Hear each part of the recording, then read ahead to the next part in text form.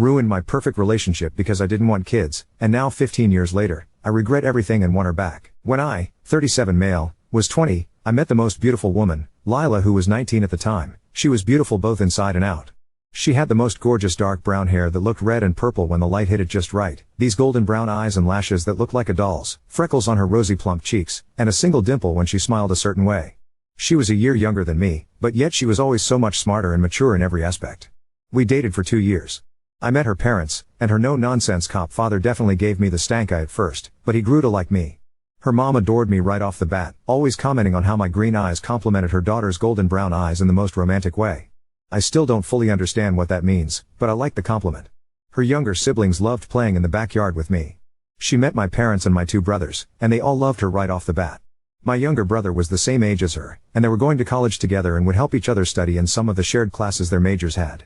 Hell, even my 6-month-old dog I had adopted before even meeting her seemed to like her more than he liked me. She told me her dreams, how she wanted to own a home that was tucked away from everything but not completely isolated. How she wanted to be a doctor, and that she wanted to help people. She wanted to be a pediatrician. She loved kids. She always said she wanted a family. She didn't care how many kids she had, she just wanted to experience the ups and downs of motherhood. She wanted the good, the bad, the ugly. I listened to her go on and on about baby names and how she would design a nursery. At the time, I thought I wanted kids too. I wanted to marry this girl and give her the family she so clearly wanted. She was my Lyla, I wanted to stay with her forever. I was young, but I was in love with her. After 2 years of dating I started to realize that I didn't want to have kids. I thought I was just being around too many of my bratty cousins and that was turning me off from the idea. But the more I thought about it, the more the idea of having to be a father made me sick. I would get headaches and my stomach would twist in knots thinking about having to take care of some screaming, crying and shitting little thing, and then have it grow into a tantrum-throwing toddler, a bratty child, and then some moody teenager. I didn't want to be held down like that. I wanted to travel, have money, be free. After a few drinks one night, I ended up telling all of this to Lyla. I remember she went quiet and simply said, "I won't try and change your mind, but I'm not giving up my dreams." I remember scoffing and rolling my eyes, telling her that we weren't going to have kids. She stood up from the couch, and said, "You might not want that anymore, but I still do. I'm not going to try and force either one of our minds to change, then one of us will end up miserable." I realized she was breaking up with me, and even though she was so calm and mature about it, I remember feeling so angry. She was walking around the apartment gathering her things and being completely silent. I kept arguing with her, trying to change her mind. I kept telling her that it was stupid to want kids, that they were annoying and a waste of time. When she still didn't budge, I started to insult her. I said she was stupid, that she was a weak woman for wanting to be a mom, that she should just give up on being a doctor so she could push out her brats. Lyla finally started to respond to me, telling me to calm down, that we simply wanted different things in life and that was okay. I hated her in that moment, that she wasn't agreeing with me. I remember punching the wall of our apartment, kicking a door, throwing anything I could get my hands on. She watched me wreck our living room and kitchen, not saying a word. She walked past me and left. This whole thing happened over a few hours. In less than a day I lost the love of my life, and my apartment was now trashed. Of course, news of why we broke up and my reaction to it reached my family. My mom cried hearing how I reacted. My dad gave me the coldest look I'd ever seen. My brothers both said I was an idiot, with my younger brother saying I was lucky Lyla hadn't called the cops on me during that. That was 15 years ago. I've tried to have relationships since, but they never lasted more than a few weeks. I travel around for work, but now I'm back in the same town Lyla lives in. Lyla got married, got her doctorate, had kids, and is still a pediatrician last I heard. I know my younger brother still kept some contact with her in the first few years after the breakup. He even invited her to his wedding, but she declined because she didn't want to cause drama. I'm back in her town, the town we both grew up in, dated in, lived in, and where she currently lives. I can't stop thinking about her. I miss her so much right now. I miss her sweet perfume that smelled like a bakery, her strawberry shampoo, the way her hair looks in the light. She's 36 now, and I want to reach out to her and make amends with her. I want to hold and hug her one last time, to tell her I love her and I'm sorry. I don't know if that's a good idea, but a part of me needs closure. I don't know what to do. I want to sweep her off her feet and have her be my love again, but I don't know if that ship has sailed already. Part of me needs closure. I tried to move on. I've dated others since, I've lived my life. My brothers and parents never really let me forget her, and they always blamed me for why they don't speak much to her. When my younger brother got married about 3 years after our breakup, he still tried to invite her to his wedding because the two of them had been friends. She declined to attend because she didn't want to cause tension and drama. She still sent a gift and a card. My brother was pissed at me when she declined and says had I not been an idiot he'd still have his friend. My parents and siblings still send her birthday and Christmas cards, and they even sent her wedding gifts when she got married, and then baby stuff when she got pregnant. My dad is friends with her dad, and so he still hears about what goes on in her life. And my parents never let it go how I ruined a perfect thing for everyone. Update 1. I recently reached out to an ex-girlfriend of mine to see about meeting up and catching up on life. I didn't expect her to respond to me, as we ended on bad terms. She responded, we ended up messaging for a while and did some catching up. I finally asked her if she'd be willing to see me in person, and said she'd be willing to meet up with me. I'm over the moon, but I'm also nervous about going on a date with her. She's 36 and I'm 37, and our last time being on dates with one another was close to 15 years ago. Our date is tomorrow evening after she gets off work. I'm scared I'll mess things up again. I already feel like she's being too generous with me by even agreeing to speak to me again, let alone see me in person, but I'll take any chance I can to try and make things right with her. I can't shake this horrible feeling in the back of my throat that I'll mess something up, that I'll just end up more heartbroken than before. That I'll come on too strong and she won't want to see me ever again. I've bought her favorite flowers for her, I've already made sure to start re-wearing her favorite cologne of mine from all those years ago. I've been practicing what I need and what I want to say to her. I have no idea how this date's going to go, but I just need to type out these feelings of nervousness I have. Update 2. Following my last post, I reached out to Lyla. I had to. I know a lot of people wanted me to never contact her again, despite how I wanted to make amends with her. So I reached out to her, and she responded and we chatted back and forth a bit. After a bit of this, I asked her if she wanted to meet up, and basically let her set all the ground rules. She agreed, and 3 days ago we went out on a date. She is just as beautiful as she was when we were together. Her figure filled out, and she finally lost the baby fat on her face, but she was still the same woman I fell in love with all those years ago. We sat down and talked. I didn't want to talk much about myself, but she asked about my life so I had to. She asked about my job, my family, how I'd been. Typical catching up stuff.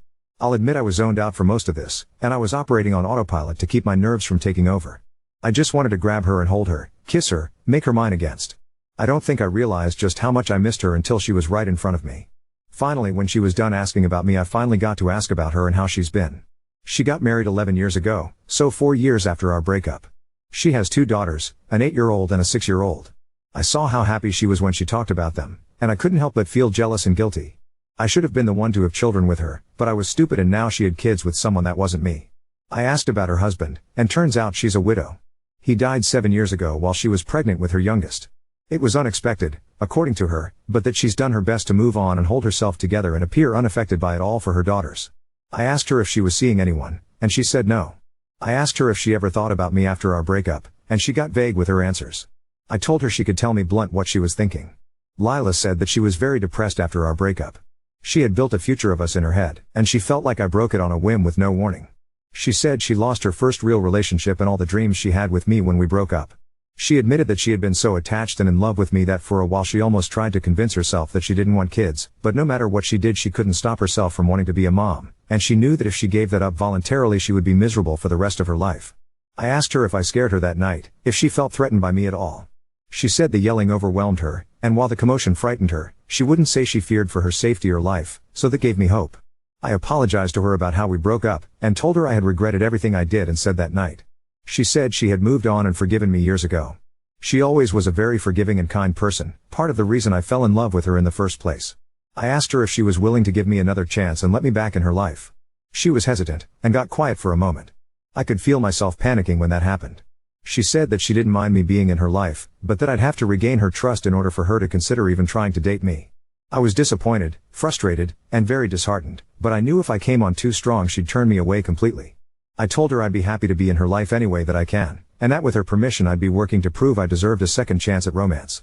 I'm happy to have Lyla back in my life, and I'm going to work on proving to her that we should get back together. I hope that we can have the family and life she always talked to me about. I know there's still time, but the clock is ticking on it. I'm hoping that one day I'll be posting for advice on the family we'll have together, if all things go well. Oop, when you say starting over I assume you mean with a new baby? She always wanted a lot of kids, she'd be happy if she got pregnant again. I know she's a little disappointed about only having 2. She used to say she didn't care how many she had, but she also had made comments about wanting 4 when we were together. Now on to second story. Laughed when my aunt shamed my father's mistress for using him as a solution for her depression. Now my dad is mad at me. 2 years ago my father left my mother to go with his mistress, whom I will call Anna, common name. My mother never had any idea about the infidelity. Anna knew that my father was married. She even went to the house with him to take his things. One day he simply told my mother that he is no longer in love with her and wants to be happy with Anna. I was there when everything happened. Anna was depressed. She has many scars on her legs and arms. I don't go to my father's house. It makes me uncomfortable to be around them for obvious reasons. Anna is overly nice and it's really uncomfortable. A few days ago it was my grandfather's birthday and the whole family was together, including Anna. I have an aunt who suffers from depression and other more heavy things like schizophrenia. She has tried to hurt herself many times. At one point in the night there were only my father, my aunt, Anna, another aunt and I in the living room. For some reason my aunt and Anna were talking about some serious things, and at one point Anna began to say that depression made her do many things trying to feel fulfilled, that she could only overcome depression when she met my father and he saved her, that meeting him was the key to overcome her depression and now she's finally happy thanks to him. I know about that because Anna often tried to bond with me by telling me how much she suffered in her life and how my father saved her. She has always justified herself that she was depressed and was in a hard place in her life before my father saved her. It always makes me feel uncomfortable and I don't feel empathy for her no matter how sweet she is. Talking about how many times you try to kill yourself in front of my 8-year-old sister, it's not something normal. Anna has always tried to paint her relationship with my father as a fairy tale that began in a different way, but that she doesn't regret anything because her world is perfect now. At that moment my aunt said something like, I tried to save myself by going to a psychologist, not by jumping on the dick of a married man, and then she began to say that depression made her want to jump off a bridge but not ruin a family. I just laughed. It was funny. My aunt may have her mind elsewhere all day, but it was crazy to see her make such a sly comment. But when my father was taking me home Anna was crying and he scolded me for laughing at what my aunt said, saying that no one knows everything that Anna suffered. I know, she always talks about that. I didn't apologize, but now I think, was I really wrong to laugh? From my point of view, my aunt was right. Update 1. Hello, some things happened over the weekend. My aunt came home, I live with my mother, and told my mom what happened. My sister is an 8-year-old girl and she really hates Anna. Anna wants to try to get along with my sister and told her about the time she wanted to commit suicide and how my dad saved her. After that my sister came home asking my mother if she had ever thought about committing suicide. That's not a question an 8-year-old girl should ask, and my sister even asked me questions about suicide after that. I don't really know what else exactly Anna said to her, but it definitely affected her as a little girl. It's not even something you should talk about with a girl of that age. My mother was furious, and since that day she forbids my father to have my younger sister near Anna as she considers her a dangerous and unstable person around children. Since that day things have been really tense between my father and my mother. My little sister doesn't want to visit our father, so she is fine with this. My aunt told my mother that Anna talked about it again, but this time in front of me. Apparently my father and Anna were totally forbidden to talk about these things in front of me too. I'm not a little kid, but apparently that was the arrangement my mother made with my father when she set boundaries for them. My aunt told her what happened that day, and I confessed to my mother that Anna and my father talk a lot about those suicide attempts in front of me, which is something I should have talked about before, but at that moment I didn't want problems and decided to just ignore them. I told my mom that for that reason I am not going to my father's house anymore, and my mother got very upset with him. The next day she went to talk to my father. I don't know what they talked about. She just came back saying that Anna can't get close to us anymore. She told me that she can't forbid me from being near my father and that's my decision, but Anna is extremely forbidden to set foot in the same place where I and my sister are. My paternal grandparents agreed, and my aunts too. They knew about the situation with my younger sister. I haven't spoken to my father, but my cousin told me that my father argued with my grandfather. He often says that Anna is a good person and we don't understand the pain she suffered, so I guess he's upset with all of us now for our great lack of empathy, as he always says. I don't know, at least now I won't see them for a while. It was a boring update, but that's what happened. Haha info. My father is only 3 years older than Anna. She is not much younger than him or anything like that. From what Anna told me, she always tells it, they met at work. She called my father every time she tried to commit suicide, and so he began to help her. Anna used to go to the psychologist but said that she decided to leave it because that did not help her. Then she met my father and well, according to her, he saved her. It is disturbing to hear her talk about how she always sent messages to my father since he was her only support. Her words, and he ran and left everything at home to go with her every time she was feeling bad. A sociopath in my books. A good person doesn't talk about suicide with an 8-year-old, whose brain hasn't developed fully to understand its implications. Or a good person doesn't have sex with a man who is in a committed relationship. Oop, my cousin doesn't like her neither. My father is the one who says those things. Update 2. Hi, I wasn't planning to make another update, but we've had a lot of problems with Anna, too many, and I think now even my father has realized that she's crazy. I have stopped going to see my father, and my father's parents stopped allowing him to go with Anna to their house since I am there a lot, and my mother does not allow her to come near me or my sister. Anna began to have the strange behavior of starting to send me texts. First she apologized to me but insisted that my father misses me and my sister. I replied to her that my mother does not allow us to talk to her, and she said that she is my father's partner, so we have to get used to her being around. She started to talk badly about my mother, skeptical, saying that I'm too young to realize it, but my mother is manipulating us and that's wrong because she's not allowing us to be a family. I'm young but I'm not dumb. I didn't answer her again and showed the messages to my mother, who spoke to my father again. My father knew nothing about this and apparently had an argument with Anna about this, since now my mother is planning to take away his last name from our name to end with this shit show and protect us. I don't understand too much about this, but in my country you can go to court and take out your father's surname, making him have no right over you anymore. I honestly believe that neither my sister nor I would have any problem with this, but I think my mother just said that to scare him. This is something I heard from my aunt, and I don't know how much of this is real, but my father has been staying at my grandparents' house. One of those nights Anna went to knock on the door looking for him just to argue. She and my father began to argue. Anna yelled at my dad that he couldn't leave her like that, but nothing else happened because my grandfather kicked her out. My aunt also told me that my father told her that Anna sends him messages like, "If you leave me I will kill myself, you can't leave me," so my father is afraid of leaving her and afraid of her. Less than 2 days ago I found out that my father had to leave work quickly because she sent him goodbye messages. Nothing happened to her, she just cut her arms as always. My aunt said that this is something that Anna has always done. Even when the affair started she sent him messages saying that she was about to commit suicide so that my father would go to her. This is something that Anna also told me, but in a more romantic way. It always scared me. I have no contact with my father and I avoid him when he's on Grandpa's house, but as far as my aunt has told me, he doesn't know what to do since he misses us but is afraid to leave her and that she will kill herself. I feel bad for thinking this, but I'm really relieved to be hearing all this from afar. I'm so thankful that my mom forbade us to see her before all this happens, and honestly this is his karma, so I'm not going to get into this.